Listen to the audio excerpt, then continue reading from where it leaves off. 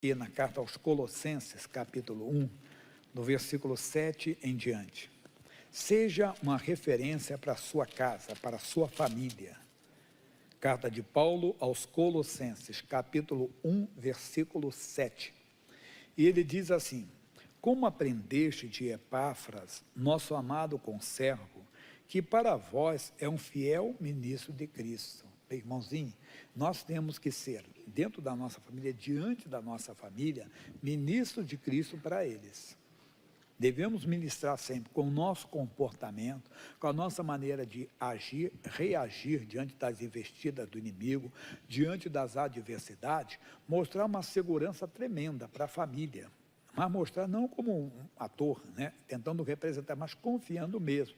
Lembrando que essa confiança é adquirida na comunhão. A comunhão que você tem com Deus, você vai ganhando confiança nele. É muito importante ter essa confiança, é necessário.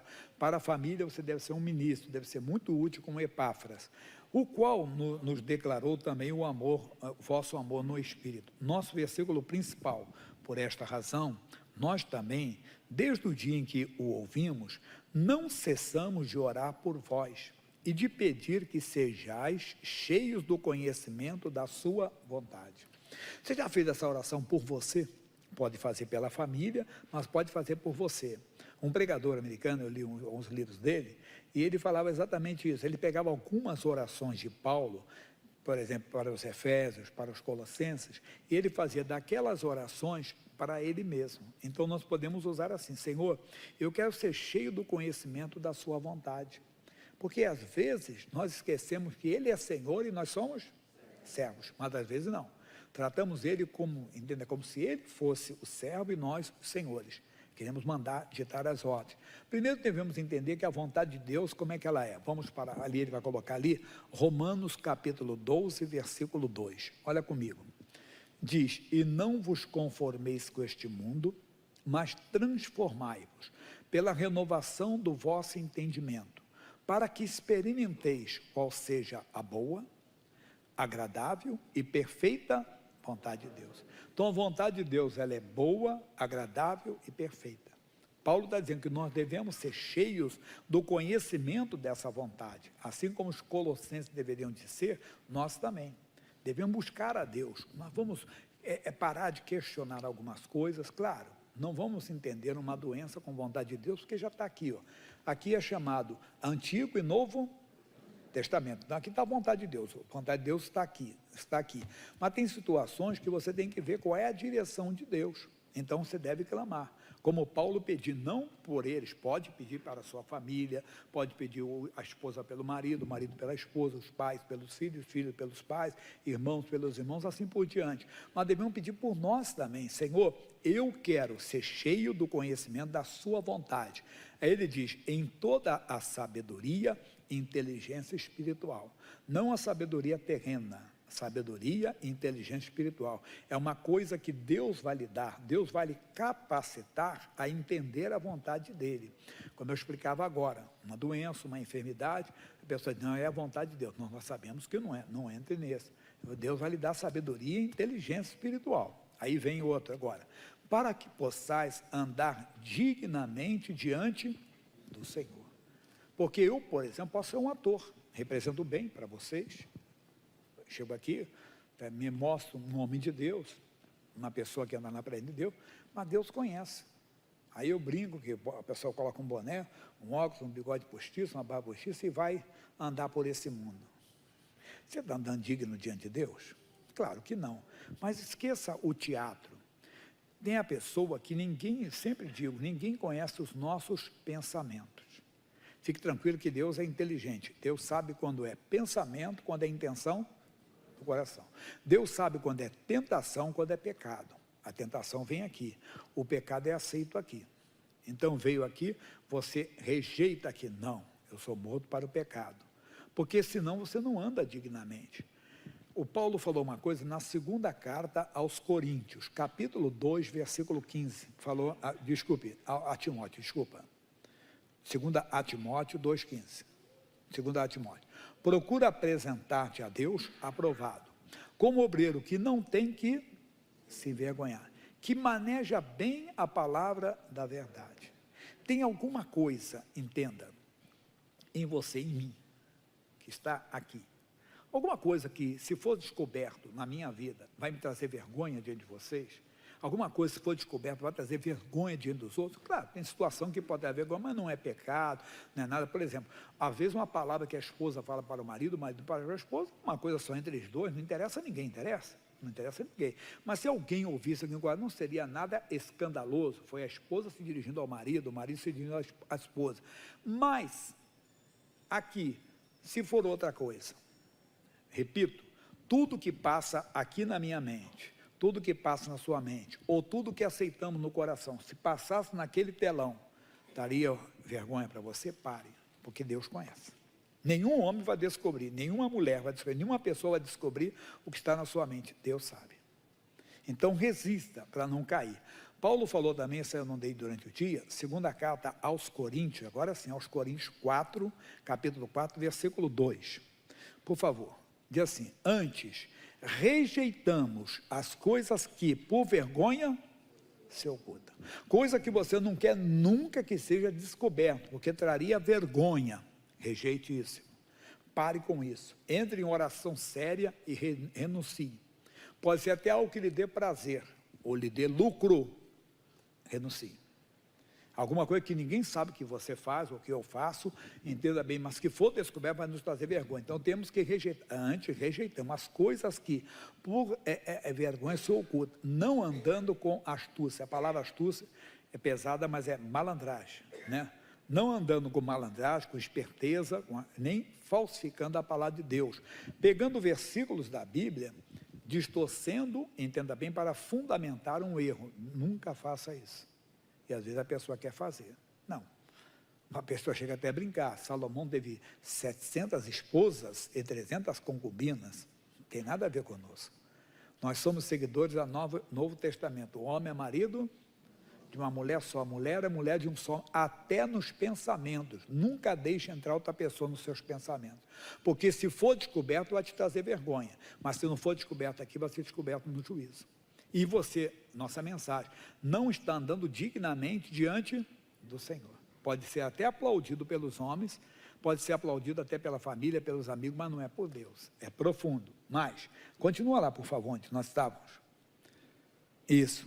Aí, continuando, ele diz assim: e assim recomendamos a consciência de todo homem na presença de Deus pela manifestação da verdade. Então, nunca tenha medo de ser descoberto. Nunca. Nunca, por quê? Porque o que você faz diante dos homens, ele está bem, o que você faz escondido dos homens, está exposto diante de Deus. Tem coisa, repito, que não precisa mostrar aos homens, pode ser entre você e Deus, você e a sua família, uma coisa que acontece em casa, mas não tenha nada que traga vergonha.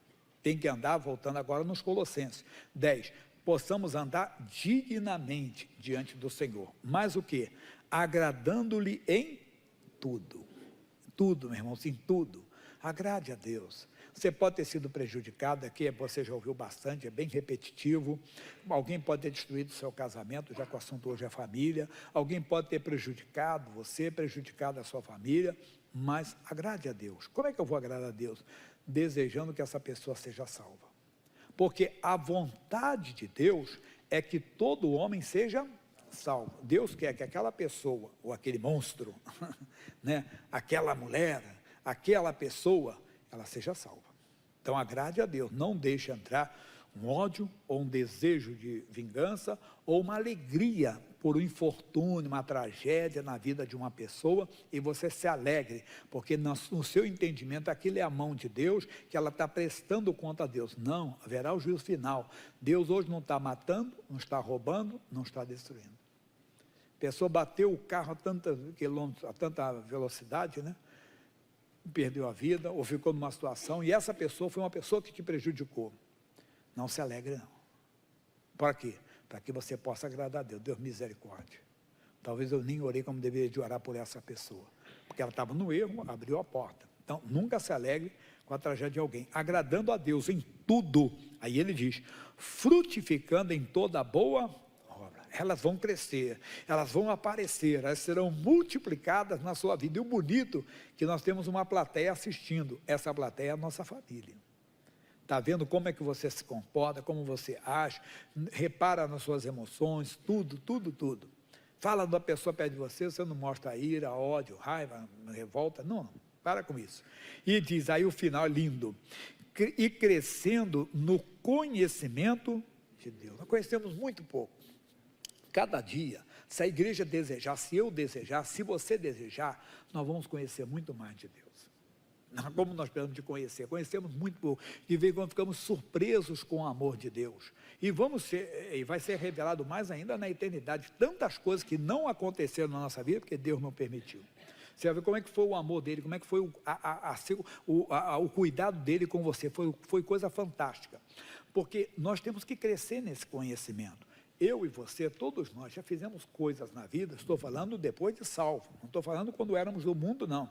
Estou falando quando estávamos já na igreja, que era criancice espiritual. Mas nós crescemos, já não estamos fazendo mais aquilo. Por quê? Porque à medida que nós conhecemos a Deus, nós também crescemos espiritualmente. Nós crescemos, vamos renunciando, então, como eu falei, sentimentos, desejos, entenda, planos, vamos entendendo que estar com Cristo é incomparavelmente melhor, não porque a idade vai chegando e você sabe que a eternidade está mais próxima, não é? É verdade, um garoto de 30 anos para um homem de 63, quem está mais perto da eternidade humanamente falando? Eu com 63, não é verdade? Está ali o Aleph, que é um garoto de 28 anos, então. O Aleph é um garoto de 28. Quem está mais perto da eternidade? Eu com 63 ou ele com 28? Aí eu costumo dizer, eu estou mais perto de Deus, né, irmão? Não que eu sou mais perto, estou mais perto de ir para Deus, para ir para a eternidade do que ele, que é normal. Ele vai empatar comigo daqui a 35 anos. Sabe lá o que é isso? Quer dizer, 28 anos eu era pastor quando eu assumi Madureira, isso mesmo. Eu era pastor de Pilares quando eu completei 28, depois fui para Madureira, os anos se passaram. Mas, meu irmãozinho, cada dia vamos crescer mais. Mas tem mais, o 11, corroborados com toda a fortaleza, corroborados é fortalecidos, com toda a fortaleza, segundo a força da sua glória. Meu Deus do céu, muita coisa. Aquela glória que Israel viu abrindo o mar vermelho, aquela glória que Marta e Maria presenciaram com seus amigos e familiares na ressurreição de Lázaro. É essa glória que ele está falando que nós temos que participar. Somos fortalecidos com isso, dentro de nós, mas ainda em toda a paciência e longanimidade com gozo. Calma, você vai crescendo. Ninguém quer de uma hora para outra, entenda bem que é verdade. Eu fiquei, esses dias, recebendo notícia que você é avô pela segunda vez. Eu tenho o Benjamin que vai fazer 4. E agora virá o Matias, né? Lá eu acho que é o lado masculino, lá está forte. Aí minha filha foi ao médico normal de consulta, e ela mostrou com uma alegria o coraçãozinho da criança batendo, 3 meses. Aí ela falou, pai, o garoto está grande, 5 centímetros. Mas 3 meses é grande, né? Dentro. Eu fico pensando, meu Deus do céu, nos abortistas, esse pessoal perdeu o juízo. É uma vida ali, o coração. Se escuta o coração, isso é só ultrassonografia simples. Agora ela vai fazer o outro, daqui a pouco começa a mostrar já o rostinho e tudo. Meu Deus, como é que a pessoa defende, às vezes, o aborto? Às vezes até pregador, não pode, de maneira alguma. Porque quem fala não sou eu, é a ciência. Quando é que a vida começa a existir ali? Na concepção. Na concepção é uma vida que está ali, que está crescendo, mas tudo bem, não estamos aqui para fazer julgamento de ninguém, mas também quem um dia fez, não fique se martirizando, porque Deus não leva em conta o tempo da ignorância, mas notifica a todos e se arrependa, agora para frente não faça isso. É como um casamento que eu falo, às vezes a pessoa chegou aqui no 5º casamento, acontece, no 6º, no 7º, Jesus perguntou para a mulher, chama o teu marido. Senhor, eu não tenho marido. Disseste bem, tiveste 5 maridos, e o que tu tens não é teu marido. Jesus condenou aquela mulher? Não, mas ele mostrou que sabia tudo. Então Deus sabe tudo a nosso respeito, não se culpe não. Agora vem, diz, dando graças ao Pai, que nos fez idôneos, dignos, capazes, para participar da herança dos santos na luz. A luz nós sabemos que é a revelação da palavra. Lá no Salmo 119, para quem está começando, versículo 105, nós citamos muito aqui, é conhecido, lâmpada para os meus pés é a tua palavra e luz para o meu caminho. Então, na revelação da palavra, nós somos o quê? Nós somos dignos de participar do que eles participaram. Aquela força que Davi tinha, ela está em nós. Não para matar um leão lá no jardim zoológico, não para procurar um grandalhão no meio da rua, ô grandalhão, vem cá que eu vou te derrubar, tá? Acho que vai tomar uma surra, hein? Não é isso, entenda. Aquilo ali é figura. Lembra de um versículo que eu estou dando em vários, tem 3 semanas que eu estou citando. 1 Coríntios 10, 11. Por favor. Diz assim, ora, tudo isso lhes sobreveio como figuras, e estão escritas para aviso nosso. Então, é figura só. Eu falo do Sansão. Sansão tinha aquela força descomunal. Hoje eu estava ali meditando do Sansão logo cedo, aí eu li uma passagem dele. 3.000 homens de Israel subiram até onde Sansão estava. Sansão humilhava os filisteus. Mas naquele período da história de Israel, os israelitas estavam debaixo do domínio dos filisteus. E os homens foram a Sansão, Sansão, você está maluco? Sansão, você está nos prejudicando, os filisteus dominam sobre nós. Sansão disse, eu não faço nada com eles, eu só faço com eles o que eles estão fazendo comigo, dando só a retribuição para eles. Sansão, nós vamos ter que te entregar aos filisteus, nós vamos te amarrar. O Sansão deixou, pode me amarrar. Amarraram com 2 cordas novas, certamente pessoas que sabiam amarrar, amarraram, e entregaram Sansão. Os filisteus soltaram fogos, como um dia, claro que não vai dizer que tinha fogos naquela época, né? Eles se alegraram, puxa, o nosso inimigo está nas nossas mãos. Sabe o que Sansão fez? O Espírito do Senhor se apoderou de Sansão, que ele fez assim, ó, como se fosse amarrado com linha, soltou-se na hora e deu uma surra nos filisteus. Mas isso é figura para nós. O quê? Que o diabo não pode nos prender, porque aquela força está em nós. É esse poder que está em nós, nós temos que crer. O Enéas era um homem de Deus. Pedro passou pela região de Lida e Sarona e encontrou o Enéas, um homem de Deus, há 8 anos numa cama. Ele era paralítico. Enéas, Jesus Cristo dá saúde. Quer dizer, era uma herança dele, mas ele não estava usufruindo, somos nós também. O missionário citou hoje, numa das mensagens, que vocês já leram, eu já contei aqui, que um homem conta num dos seus livros, pregador inglês, se eu não me engano, que ele conta de seu Samuel Spurgeon. E esse homem fala, esse pregador, que ele foi uma senhora, serviu a uma baronesa, uma nobre da Inglaterra durante muito tempo. E ela faleceu, essa nobreza, da nobreza. E ela ficou sem nada, entenda bem? Recebia tudo direitinho, tudo bem. E ela estava morrendo numa situação muito difícil, recebeu a visita de um homem de Deus. O homem de Deus, então, olhou no quadro, olhou para a parede e disse assim, quem é fulano? Sou eu. E quem é fulana? Foi minha patroa. Durante muito tempo eu trabalhei com ela, baronesa tal. A senhora está em conta? Não, mostrou a situação de penúria realmente que ela estava.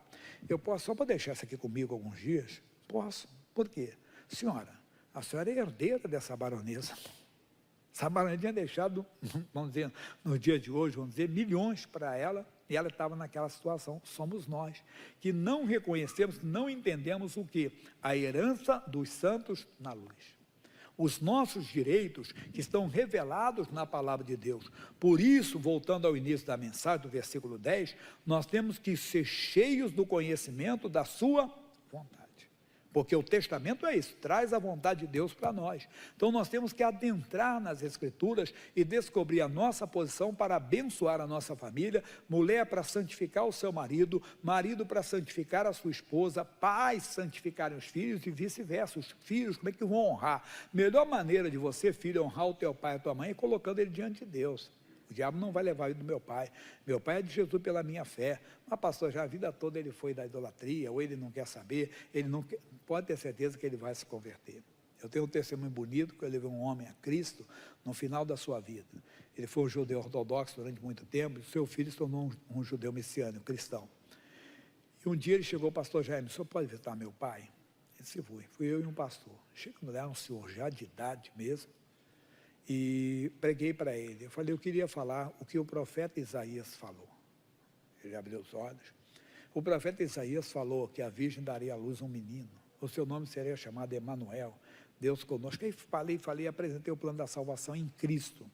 Quando eu falei para ele assim, o senhor hoje toma uma decisão firme de aceitar Jesus Cristo como seu Senhor e seu Salvador, o filho dele depois me contou, pastor Jaime, eu pensei que ele ia dar um tapa na sua cara.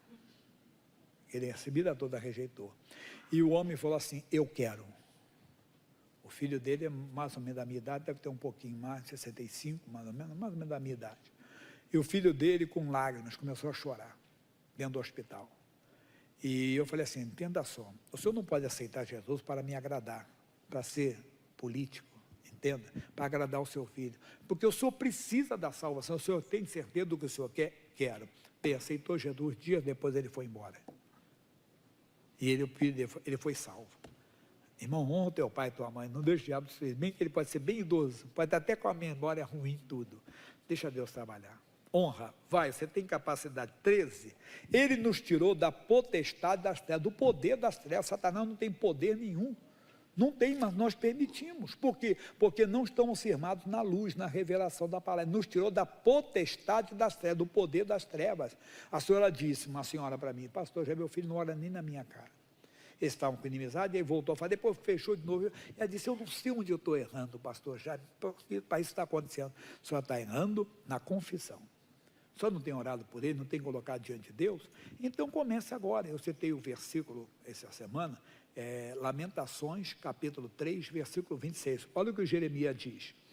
Bom é ter esperança e aguardar em silêncio a salvação do Senhor. O que é isso? Você não tem nada que falar? Dá glória a Deus pelo menos. Faça como Abraão. Ela devia olhar para o filho dela, o filho dele de cara feia, sem olhar para ela. Glória a Deus, Deus está agindo. Se para falar, se não fica calado. Porque nós podemos, com as nossas palavras, anular as nossas orações. O Mestre Jesus falou, Mateus 12, 37, por tuas palavras serás justificado, por tuas palavras serás condenado. E as pessoas estão sendo condenadas aí. Então é o que ela tem que fazer, é como você, que eu tenho explicado para vocês. Pastor Jaime, eu luto com o medo, eu não consigo vencer o medo, eu não consigo vencer a ansiedade e a inquietação, porque não estamos andando por fé. Senão você sentiu o medo tomou conta, casos que aparecem, uma senhora disse, nessa pandemia, pastor Jaime, aflorou, ficou mais forte esse medo, esse pânico, eu estou com síndrome do pânico. Eu disse, a senhora pode sentir o medo, mas a senhora não confessa. Medo, você está amaldiçoado em nome de Jesus. Por quê? Porque Deus não me deu espírito de medo. E pronto, resolveu. Quando voltar a sentir o nome de glória a Deus, Deus não me deu espírito de medo, só isso. É isso que nós temos que fazer, porque nós somos dignos de participar da herança do santo na luz, e ele nos tirou desse poder das trevas, quer dizer, que oprime, que deprime, que toma conta da pessoa. Foi para a liberdade que Cristo nos libertou. Isso tudo vai influenciar a família. Terminando, hein? E nos transportou para o reino do Filho do seu amor, não é do seu ódio. Deus não tem nada, esse negócio de que a pandemia, entenda, é a ira de Deus sobre a humanidade. Lorota, cascata, que é isso? Não estamos nessa dispensação. A pandemia matou?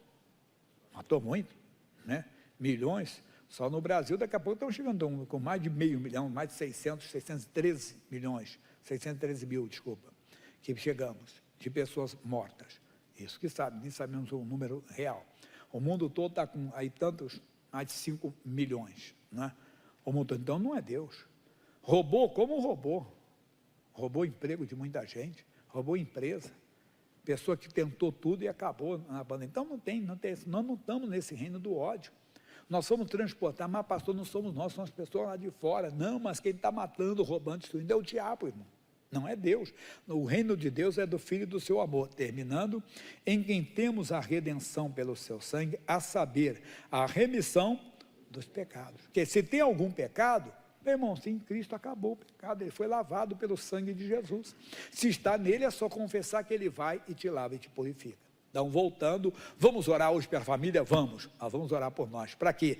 Para que sejamos cheios do conhecimento da vontade de Deus, com sabedoria, em toda sabedoria e inteligência espiritual. Então ore por você, pegue esse texto bíblico depois e faça daqui a sua oração, em cima desse texto. Senhor Deus, eu estou aqui hoje pedindo que eu seja cheio do conhecimento da sua vontade, em toda sabedoria e inteligência espiritual, para que eu possa andar dignamente diante do Senhor, agradando-lhe em tudo, frutificando em toda boa obra e crescendo no conhecimento de Deus.